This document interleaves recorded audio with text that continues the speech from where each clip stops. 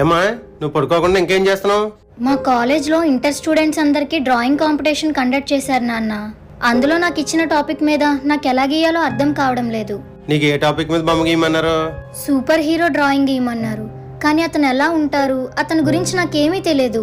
ఏం లేదమ్మా, super hero అంటే తన కోసం కాకుండా తన వాళ్ళ కోసం ఏదైనా చేసేవాడు. తను ఎన్ని కష్టాల్లో ఉన్నా తన వాళ్ళందరూ సుఖంగా ఉండాలనుకునేవాడే సూపర్ హీరో.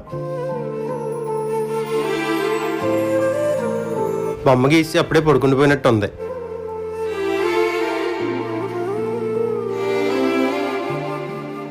నా సూర్యుడివి, నా చంద్రుడివి, నా దేవుడివి నువ్వే. నువ్వే కదా సితార నా కలకి. నాన్న నువ్వు నా ప్రాణం మనిన సరి